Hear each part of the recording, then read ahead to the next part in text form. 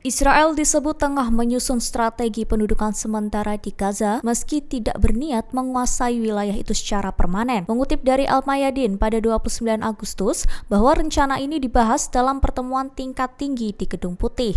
Sementara itu, Perdana Menteri Israel Benyamin Netanyahu telah menyetujui strategi militer untuk menduduki kota Gaza. Namun, pelaksanaannya menghadapi hambatan serius karena banyak tentara cadangan yang lelah dan enggan bertugas setelah hampir 2 tahun perang. Militer Israel berencana memanggil 60.000 tentara cadangan tambahan dan memperpanjang dinas 20.000 lainnya. Akan tetapi, tingkat kehadiran terus menurun. Beberapa tentara cadangan menolak bertugas karena kelelahan dan tekanan keluarga atau kekecewaan terhadap perang yang dianggap tak jelas ujungnya. Selain operasi di Gaza, Israel juga masih terlibat bentrokan di Lebanon Selatan dan Suriah.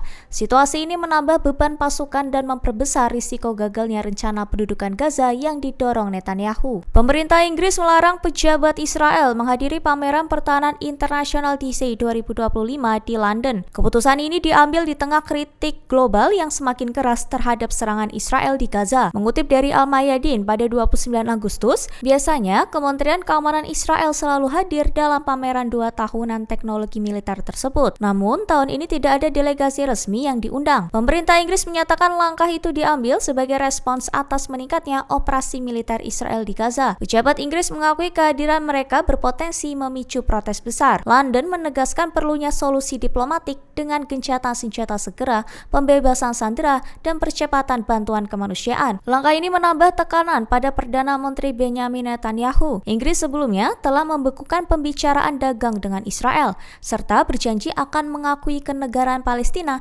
jika perang terus berlanjut. Wakil Ketua Komite Keamanan Nasional dan Kebijakan Luar Negeri Parlemen Iran, Abbas Mohtadi, menyebut bahwa mekanisme snapback hanya sebagai alat media dan tekanan psikologis dari Barat terhadap Teheran. Mengutip dari Tasnim pada 29 Agustus, bahwa ia menegaskan mekanisme itu tidak membawa dampak baru dalam bentuk sanksi karena hampir semua sanksi yang mungkin sudah diterapkan. Mohtadi menilai isu snapback lebih banyak dimanfaatkan negara Barat untuk propaganda politik dan mempengaruhi opini publik internasional. Namun, menurutnya rakyat Iran memiliki kewaspadaan tinggi dan tetap solid menghadapi tekanan psikologi semacam ini. Ia juga menyinggung perjanjian nuklir JCPOA. Menurut Mohtadi, Iran telah memenuhi seluruh komitmennya, tetapi negara Barat justru tidak menjalankan kewajibannya. Penarikan sepihak Amerika Serikat dan kelambanan 3 negara Eropa disebut menunjukkan lemahnya posisi hukum dan moral mereka. Mohtadi menegaskan pengalaman Iran menghadapi semua jenis sanksi,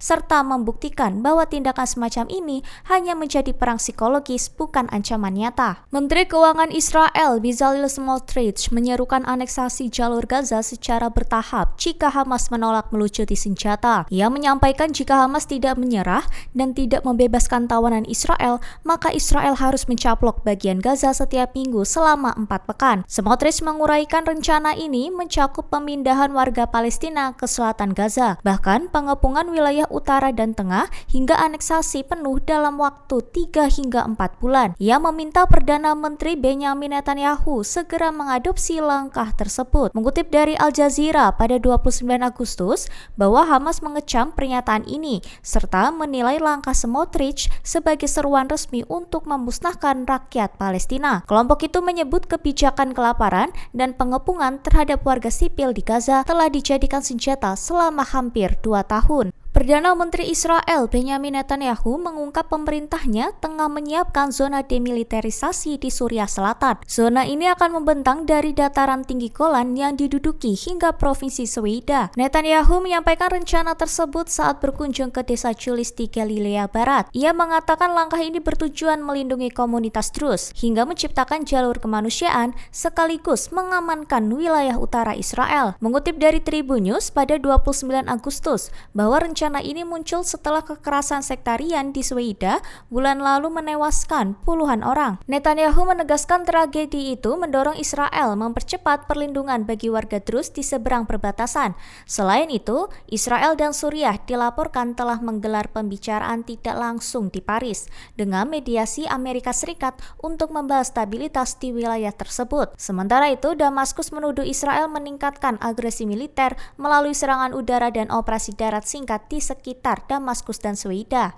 Download Tribun X sekarang, menghadirkan lokal menjadi Indonesia.